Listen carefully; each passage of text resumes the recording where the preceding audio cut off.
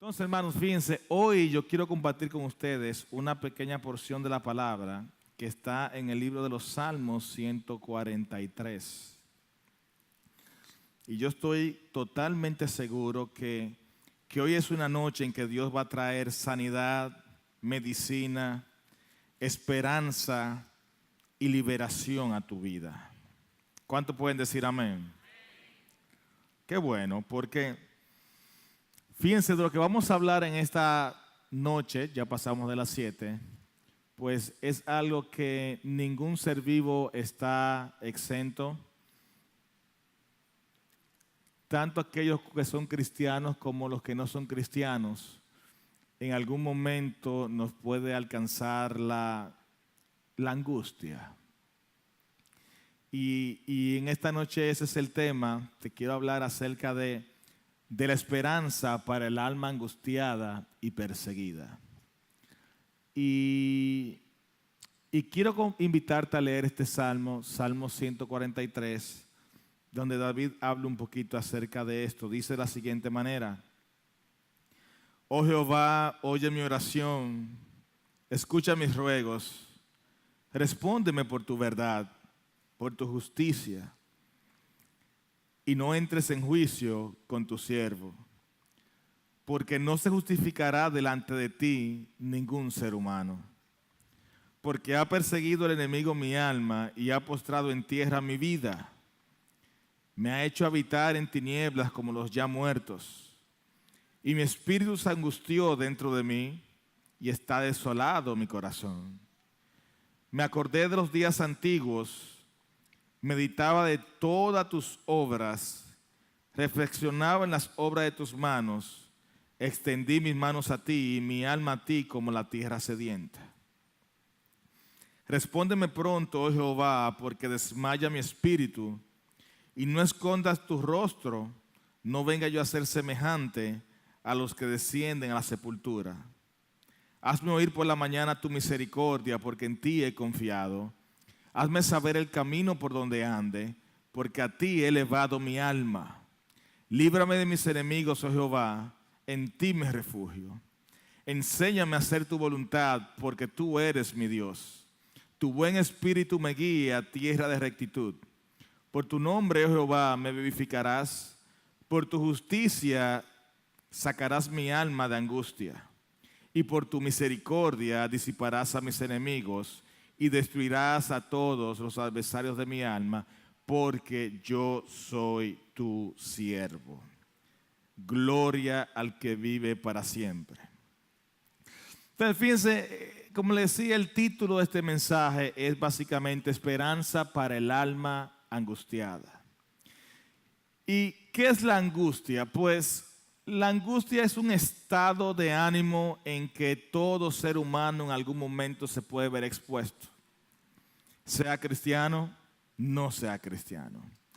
Y es un estado de inquietud, es un estado de desesperación, es un estado de intranquilidad. Es un estado que de una manera u otra afecta tu mente, tus pensamientos, afecta tu cuerpo, afecta tu alma. Y el origen de la angustia, pues, si usted se da cuenta, dice la Biblia en el libro de Génesis que el Señor creó al hombre, a la mujer y todos vivían, ¿verdad?, en el paraíso. Y se vivía de una manera muy colorida, de una manera muy tranquila. Pero hubo un momento donde a través de la tentación también entró el pecado. Y con el pecado también entra el miedo, la culpa y la vergüenza. Y con ellos de la mano entra la angustia. Entonces, si usted se da cuenta, la angustia es básicamente una especie de arma creada por el enemigo con una sola finalidad. Y es detener tu crecimiento espiritual o apagar el espíritu que mora dentro de ti. Pues de esta manera lo podemos ver en el libro de Génesis cuando la mujer se ve tentada. Y aunque sabemos que fue una elección hecha por ella, aunque sabemos que fue una elección hecha por Adán, pues al final esto se tradujo en sus vidas en un estado de desequilibrio, en un estado de inquietud, pues a consecuencia del pecado tuvieron que enfrentar o vivir la vida de una manera totalmente diferente. La vida había sido diseñada para ellos sin dolor, sin lágrimas, sin trabajo per se, ¿verdad? De sacrificio, del punto de vista. Una vida sin enojo, una vida sin preocuparse por el mañana. Esa fue la vida que Dios diseñó y creó para sus hijos. Pero una vez entra el pecado, cada una de las consecuencias del pecado se va a reflejar en tu vida en un estado de angustia. Y si usted se pone a entender básicamente lo que es las consecuencias del pecado sobre el ser humano, usted se dará cuenta que la angustia es nada más y nada menos que un estado de inquietud que se origina entre el alma y el espíritu. Por eso que usted puede estar tranquilo, sentado, tratando de respirar, pero por dentro como que usted está, mire, rápido, está hyper, como se dice. ¿Por qué? Porque dentro de usted está esa angustia y esa angustia está luchando en ese estado que es tu alma y tu espíritu. La angustia tiene un origen totalmente en lo que es la conducta, en lo que son las decisiones que nosotros tomamos como seres humanos. Y esas decisiones pues nos va a llevar entonces a un estado de nosotros querer entender cómo podemos lidiar con ellas. Pues como hijos de Dios, también nosotros en algún momento u otro podemos de una manera u otra entrar en ciertas situaciones que desarrollen angustia, tristeza, intranquilidad dentro de nuestras vidas. Así como lo podemos ver, como lo expresaba David en este Salmo 143. La angustia en los hijos de Dios pues va a ser consecuencia de malas decisiones que tomamos. Pues estas angustias se pueden manifestar de diferentes formas. Muchas veces usted puede tener una angustia que venga a usted por malas decisiones económicas que usted ha tomado. La angustia puede venir a usted porque ha tomado una mala decisión al momento de unir su vida con otra persona. La angustia puede venir a usted porque se ha llevado de la palabra de los hombres y no de la palabra de Dios. La angustia puede venir a usted por decisiones que usted ha tomado sabiendo que la dirección de Dios es otra para su vida. La angustia puede venir cuando hacemos la desobediencia, entiéndase, una desviación de las expectativas que Dios tiene sobre el comportamiento del ser humano. Pero lo que sí sabemos y es real es que no hay manera de que nosotros podamos actuar fuera de la voluntad de Dios sin que venga y nos abrace la angustia. Muchas veces la angustia la angustia nunca es enviada por Dios, pero muchas veces es permitida por Dios. Y la angustia viene siendo una de las ramificaciones de algo que Dios utiliza mucho para llamar nuestra atención, que se llama el quebrantamiento. Cuando Dios tiene ya un espacio de tiempo llamando nuestra atención, tratando de advertirnos sobre algo, tratando de que nosotros podamos entender, recapacitar, devolvernos de ciertos caminos, entonces Dios permite el quebrantamiento y con el quebrantamiento viene esa angustia y es un estado de alarma que nosotros tenemos dentro de nosotros para que podamos mirar arriba hacia el cielo. Muchas veces nosotros en las decisiones que tomamos, pues, aún siendo cristianos, nos dejamos llevar y motivar solamente por nuestro pensamiento y nuestra conveniencia. Y eso se da mucho lugar cuando, por ejemplo, tenemos un matrimonio. Eso se da mucho a ver en los matrimonios. Ustedes que hay personas que tienen un matrimonio, tienen 20 años casados, 25 años casados, 30 años casados. Y cuando usted ve estas parejas, lo ve a sus rostros, usted dice, wow, pero parece que son enemigos. ¿Por qué? Porque durante todo ese tiempo han tomado acciones, han dado pasos que han herido el uno al otro y no se han dado la tarea de entender por qué esa angustia todavía sigue dentro de ellos. Porque la gran mayoría de los problemas que nosotros vivimos y enfrentamos va a generar angustia. ese estado de intranquilidad. Cuando usted ve que usted, por ejemplo, se siente y dice, no, lo que pasa es que el esposo mío, ay, pastor, si usted entendiera, qué prueba, qué batalla, qué proceso. O viceversa, pastor, usted no se imagina la sierva que Dios me ha mandado. Usted no se imagina el genio que tiene esa muchachita. Así como usted la ve, pastor, mire, tranquilita, delicadita, sentada. Usted no se imagina el genio que esa muchacha tiene. Y ahí donde los pastores, pues como que nos volvemos como un poquito, hasta entramos en angustia a veces.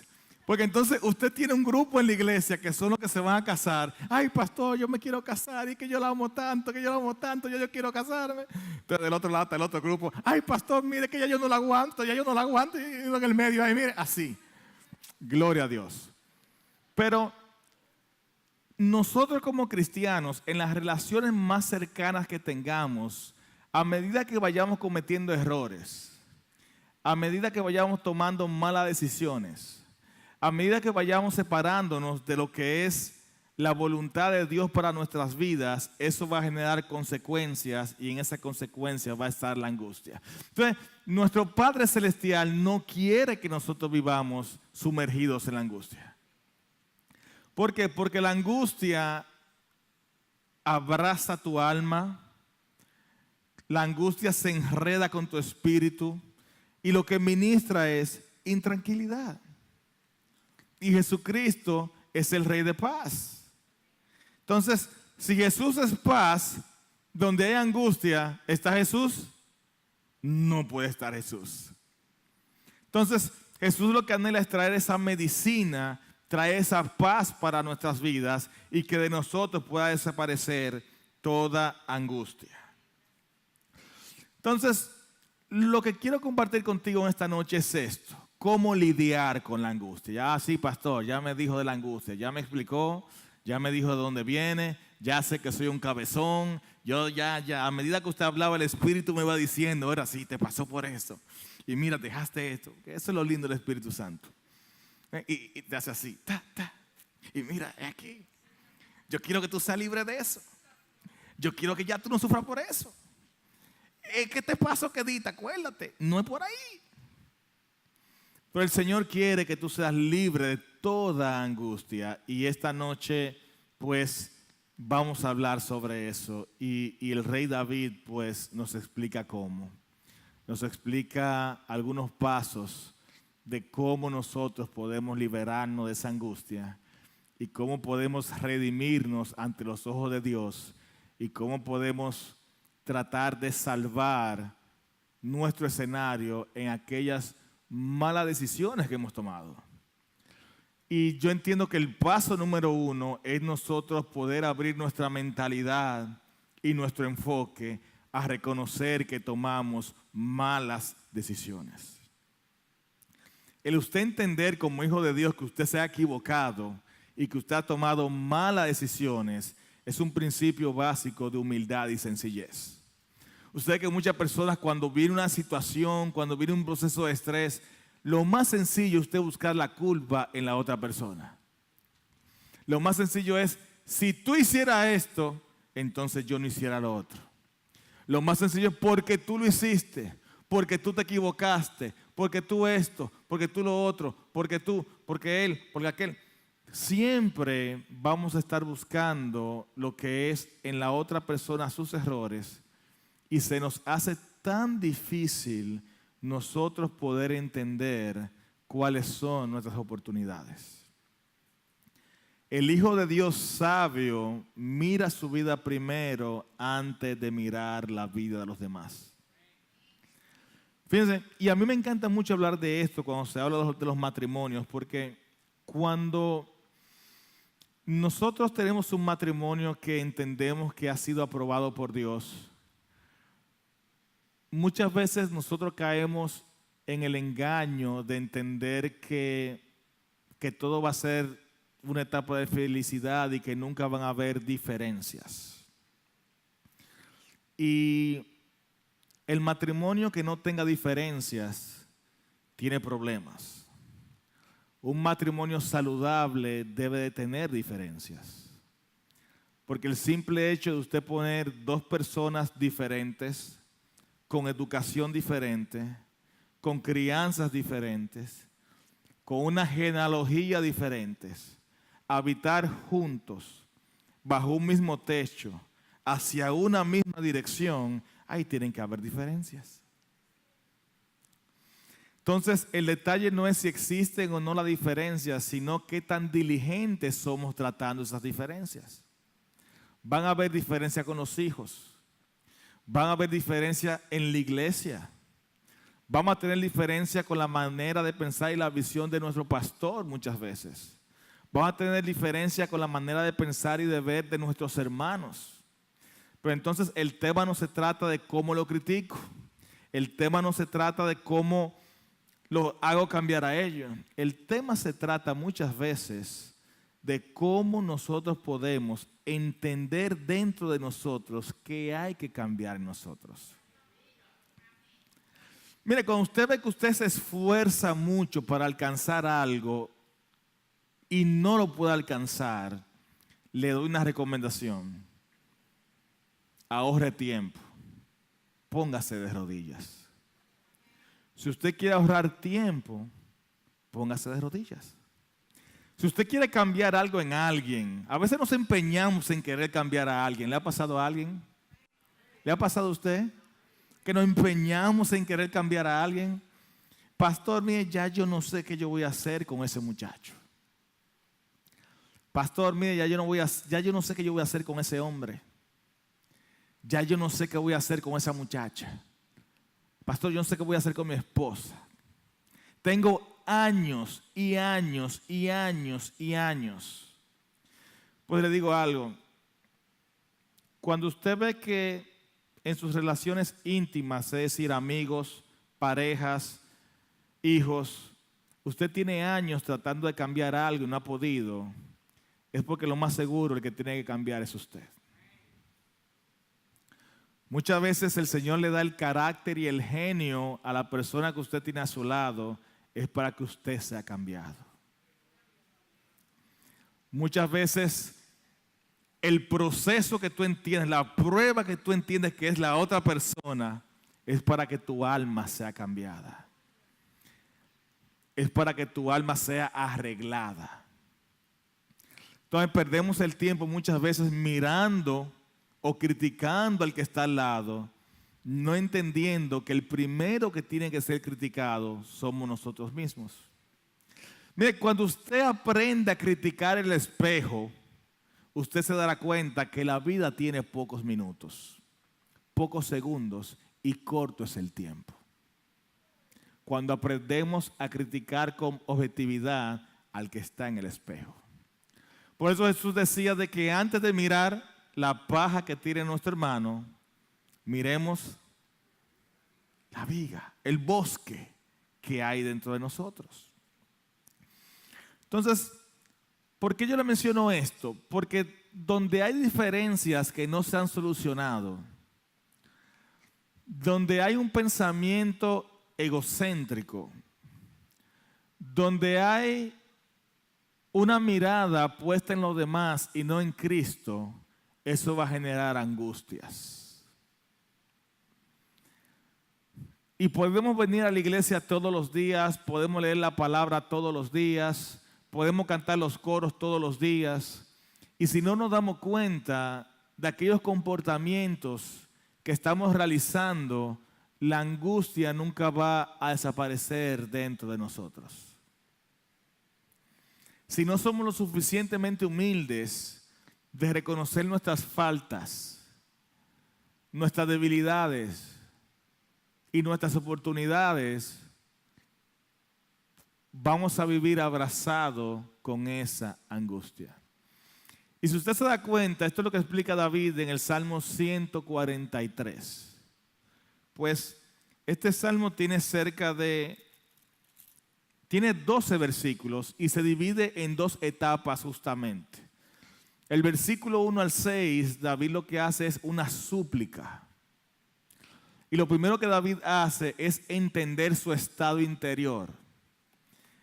Y él, cuando hace esta especie de análisis, se da cuenta de que en su vida hay mucha imperfección. El Salmo 143 es una serie, o completa una serie de 4 salmos, 140, 41, 42 y 43, que se llaman salmos de penitencia. Y cuando David comienza hablando, buscando la dirección de Dios, él empieza a verse por dentro él mismo. Y si usted se da cuenta, el versículo 2, lo primero que le dice a Dios es: no entres en juicio con tu siervo, porque no se justificará delante de ti ningún humano. David está diciendo, yo no puedo venir delante de ti, Señor, diciendo que no era así, que yo creía, que yo pensé, cuando yo sé en realidad dentro de mí los problemas que tengo. Cuando yo sé que tengo tales áreas de debilidad, cuando yo sé que le he faltado a mi hermano, cuando yo sé que te he faltado a ti, mi Dios. Entonces David comienza con esta súplica y lo primero que hace es poner su vida en orden con Dios. Y fíjense que luego que él reconoce de que ha cometido errores en su vida, luego que él apela por la misericordia de Dios, en el versículo 13 él habla de las consecuencias que ese comportamiento ha tenido en su vida. Dice, porque ha perseguido el enemigo mi alma y me ha postrado en tierra mi vida. Cuando nosotros muchas veces tomamos un camino de desobediencia, un camino de decisiones incorrectas, pues viene ese tormento. ¿Quién de ustedes alguna vez ha sentido atormentado por una mala decisión que haya tomado? Levánteme su mano. Nos ha pasado. Y ese tormento que hay dentro de nosotros, al final es una voz constante que nos dice, esta decisión, este comportamiento estuvo equivocado. Pero muchas veces el orgullo nos lleva a querer silenciar esta alarma. Y lo que hacemos es que entramos cada día más profundo en un lodo cenagoso que nos va hundiendo. Porque el orgullo no nos permite ir donde nuestro papá y decir, papá, perdóname, tú tenías la razón. Nuestro orgullo no nos permite ir donde nuestro esposo y decir, mi amor, perdóname, no debí hablarte de esa manera. Nuestro orgullo no nos permite ir donde nuestra esposa y decir, mi amor, lo lamento, no debí nunca expresarme así ante ti. Nuestro orgullo muchas veces no nos deja entender de que así mismo como el Señor nos usa en una área, puede utilizar a otro hermano en otras áreas. Y aún más que a mí. Porque, fíjese, si hay algo que usted puede distinguir en la Biblia, es que el llamado de Dios y el ministerio de Dios no se trata del que quiera ni del que pueda, se trata del que a Dios le plazca. Y por eso mucha gente cae en muchos fracasos. Porque empezamos a mirar a la gente y no al Dios que está detrás de ellos, empoderándole. Entonces empezamos a decir, pero mira, fulano hace esto, fulano tiene estas debilidades, fulano tiene esos defectos. Y tú lo ves que él anda así, con una carita tan espiritual. Y empezamos a criticar. Empezamos a hablar del ministerio de la otra persona. Empezamos a hablar del llamado de la otra persona. Empezamos a hablar del servicio de otra persona. Y nunca lo vamos a entender. Porque el llamado de Dios no se trata de nuestras propias fuerzas. El llamado de Dios no se trata del que quiere ni del que puede, sino del que a Dios le place.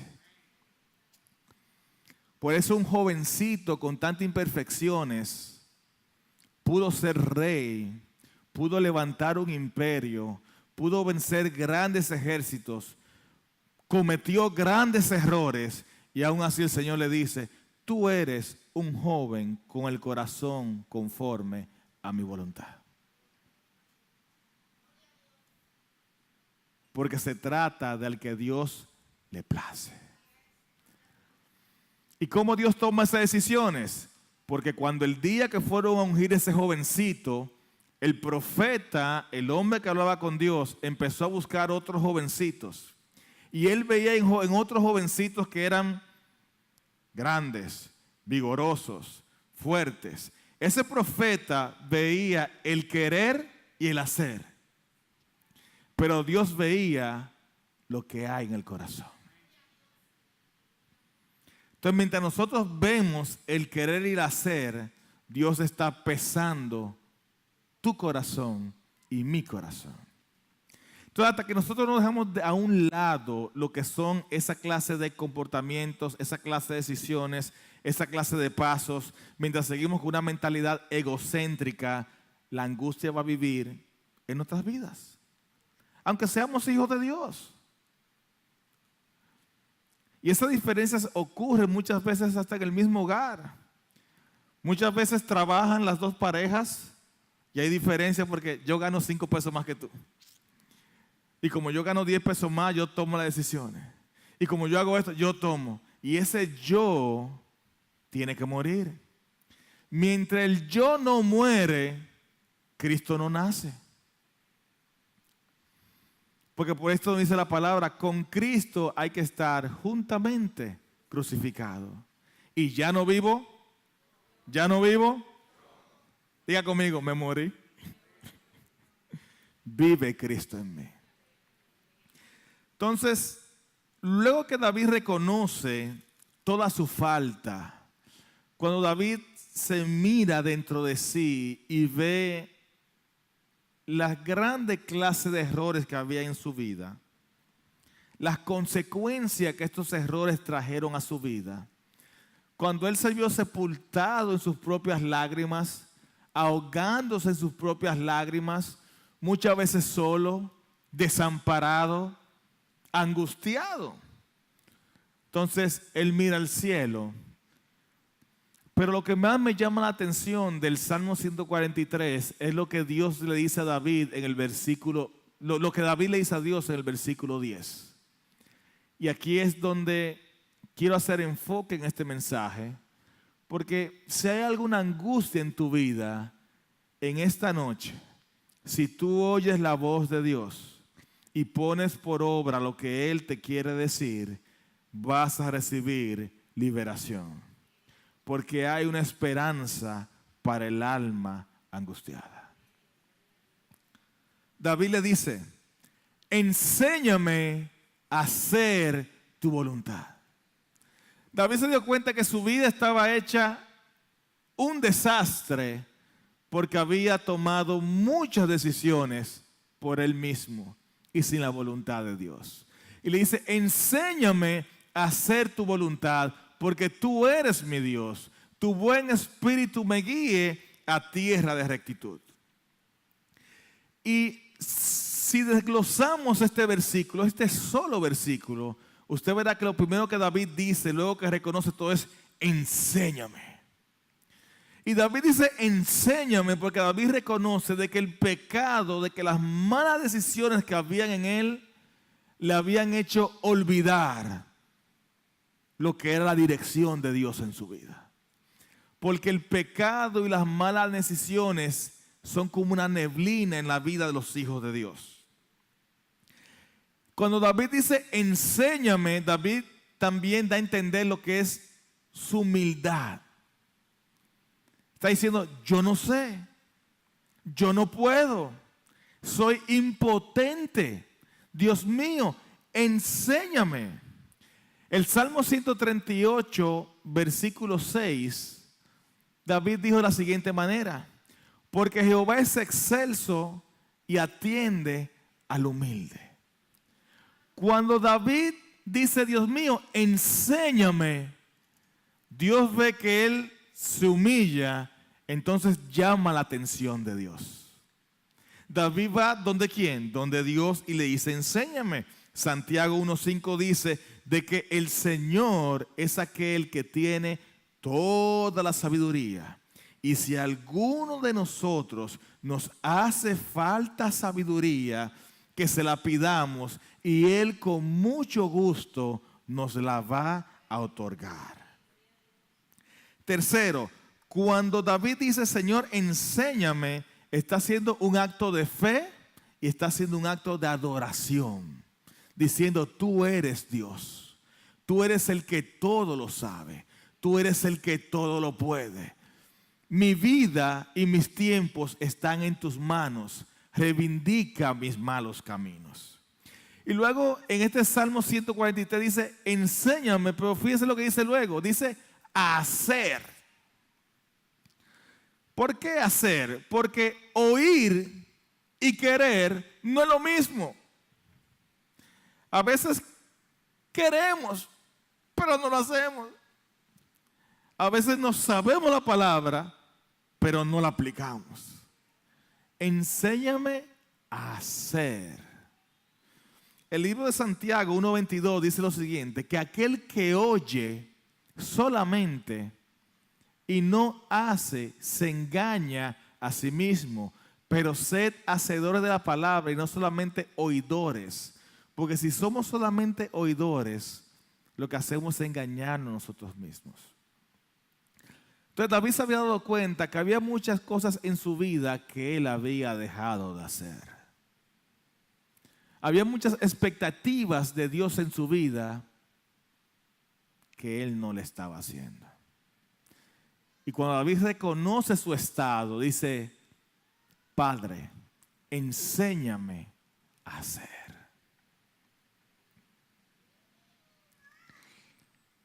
¿Qué cosas hay en nuestras vidas que nosotros hemos dejado de hacer? ¿Qué expectativas de Dios hay en nuestras vidas que ya no estamos haciendo? Porque el simple hecho de usted tener un llamado, el simple hecho de usted reconocer la voluntad de Dios y no hacerla, eso va a generar en usted un estado de inquietud. El éxito de la vida no recae en cuántos bienes, títulos o cosas usted pueda conseguir mientras está vivo. El éxito de la vida está en usted poder ir a la tumba totalmente vacío, sabiendo que dejó en esta tierra todo lo que Dios te había entregado a hacer. El apóstol Pablo, antes de ser decapitado, dijo lo siguiente: he terminado, he peleado la buena batalla, he terminado la carrera. No dejó la carrera por mitad, no se llevó a la tumba cosas que Dios le había dado por hacer sin hacerlas. Jesucristo en la cruz, ¿cómo dijo? Ha sido hecho, consumado es. Entonces, el mayor éxito que usted puede tener en la vida es entender para qué Dios te ha llamado y tú hacer lo que Dios te ha asignado. Entonces, tu voluntad. ¿Pero por qué tu voluntad? Enséñame a hacer tu voluntad. Bueno, porque Jehová es Dios, todopoderoso, todo lo sabe, todo lo puede, es excelso. El rey David dijo: aún antes de que la palabra saliera de mí, ya tú la sabías. El Señor sabe lo que conviene a tu vida. Cuando usted tiene un hijo pequeño que usted lo está formando y usted le dice: hijo mío, no hagas eso. Pero papi, sí, se ve divertido. No te conviene. No te tiren yagua por ahí, hijo mío, que te va a dar duro. Pero papi, se ve divertido. No te tires por ahí. ¿Por qué? Porque usted sabe. Entonces, la voluntad del Padre, cuando nosotros la buscamos y la aplicamos en nuestra vida, lo que va a traer es bendición a nuestras vidas. Pero para hacer la voluntad del Padre, hay que estar conectado con el Padre. Y eso no es sencillo. Por eso David dice: enséñame a hacer tu voluntad. Porque la naturaleza que hay en mí no quiere tu voluntad, quiere la mía. Y David lo reconoce. Nosotros no podemos ser falsos ante Dios. A veces vamos a orar ante Dios con disfrazados de niño bueno. ¿Le ha pasado a usted eso? ¿Que usted va a orar donde Dios disfrazado de niño bueno? Diga la verdad, hermano.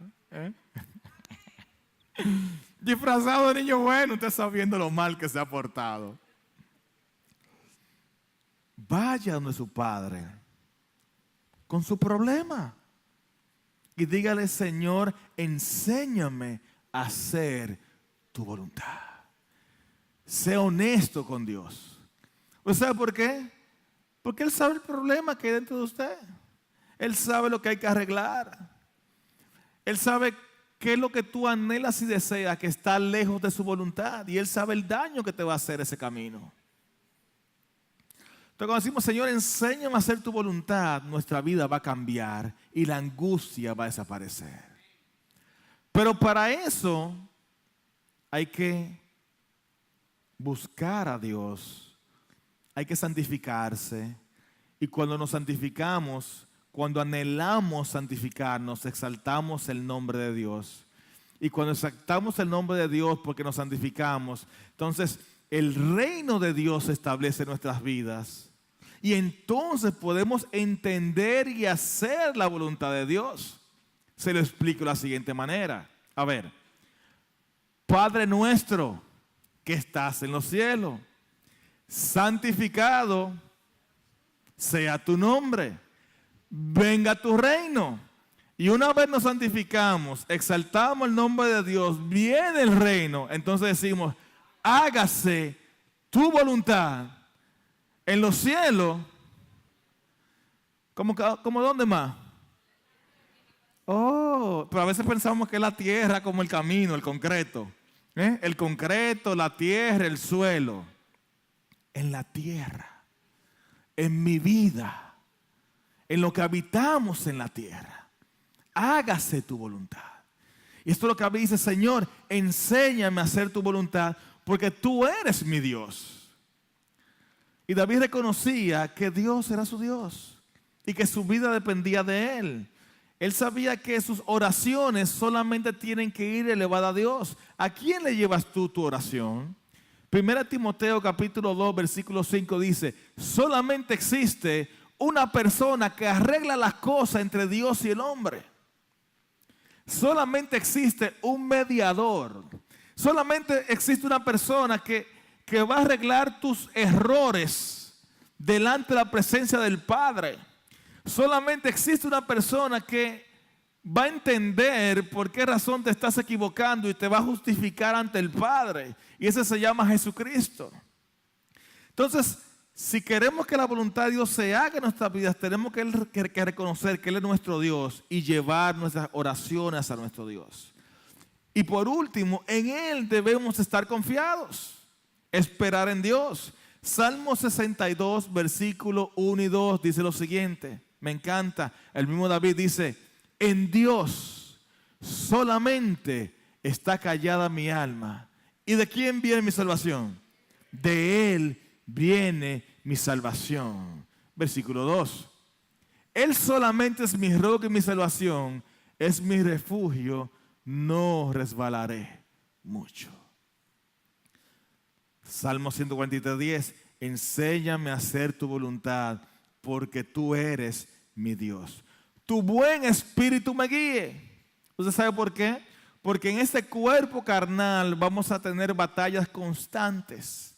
Usted tiene que pedirle al Señor que su Espíritu Santo, que habita dentro de ti, te guíe. ¿Por qué? Porque hay una batalla constante entre tu carne y tu alma y el Espíritu de Dios. Y estos se interponen entre sí para que no hagas la voluntad del Padre. Pero el Señor nos ha dado un espíritu que nos ayude en todo momento. Juan 14:26, Jesús dijo lo siguiente: mas el Consolador, el Espíritu Santo, a quien Padre enviará en mi nombre, Él te enseñará todas las cosas. Aun cuando no sabemos cómo orar, dice la palabra en Romanos 8:26, que el Espíritu mismo nos guía para poder orar. Usted ve este pasaje que David escribió: Señor, enséñame a hacer tu voluntad. ¿Usted cree que eso fue una inspiración de David? ¿Usted cree que ese pasaje puede salir de un ser humano? Ese pasaje vino empujado por el Espíritu de Dios que había en David. Por el Espíritu de Dios que le decía a David, David, lo que estás haciendo te está poniendo la vida difícil. Tienes que hacer la voluntad de tu Padre. Entonces David lo que hace es que nos deja ese registro. Pero el Espíritu de Dios que había en él, el que habita dentro de ti, es el que te va a ayudar a tú entender las cosas que hay que cambiar en tu vida. Y por último, David dice, guíame a tierra de rectitud. David anhelaba un camino recto. Dice la palabra en el libro de Proverbios, capítulo 16, versículo 25, que hay caminos que al hombre le parecen rectos, pero su final es camino de perdición. Cuando David dice, guíame a tierra de rectitud, David está anhelando que el Señor libre sus pasos del error, que lo lleve a un camino que sea llano, que lo lleve a un camino sin complicaciones, a un camino sin trampas, a un camino donde reine la rectitud. Salmos 1:6, David aprendió eso y dijo, porque Jehová conoce el camino de los justos, mas la senda de los malos perecerá. Cuando David dice, Señor, llévame a tierra de rectitud, David está anhelando encontrarse con Cristo. Juan 14:6 dice lo siguiente. Jesús le dijo, yo soy la tierra de rectitud. Yo soy el camino, la verdad, la vida. Y nadie va a llegar al Padre si no es a través de este camino de rectitud. Él es el modelo a seguir en cuanto a rectitud. Jesús fue el patrón, el modelo. Entonces, aunque David no se podía referir a Jesús en aquel tiempo porque no se había manifestado en esa manera, pero el alma de David, el espíritu de David está anhelando por conocer ese camino. Enséñame a hacer tu voluntad, porque tú eres mi Dios. Tu buen espíritu me guíe a esa tierra de rectitud. Y toda angustia en tu vida va a desaparecer en el momento en que nosotros entendamos nuestro error, lo llevemos ante Dios y anhelemos que nuestra manera de hacer las cosas sea cambiada. No por las fuerzas que hay en nosotros, sino pidiéndole al Padre que, diga conmigo, enséñame a hacer tu voluntad. Y esta noche yo quiero orar por ti. Esta noche yo quiero hacer una oración por cada aquella persona a que el Espíritu de Dios le ha hablado en esta noche. Y que a partir de esta noche quiera hacer un compromiso de búsqueda y de confesión ante Dios diciéndole, Señor, enséñame a hacer tu voluntad. Que usted no sepa hacer la voluntad de Dios no tiene que ser un motivo de vergüenza. ¿Por qué? Porque el hombre con el corazón conforme a la voluntad de Dios, aquel jovencito que Dios hizo un guerrero grande, aquel jovencito que Dios hizo un rey grande, fue el que nos enseñó que nosotros como adultos, para poder ser librados de nuestros errores, de nuestras angustias, tenemos que decir, enséñame a hacer tu voluntad. David no escribió esto siendo un niño.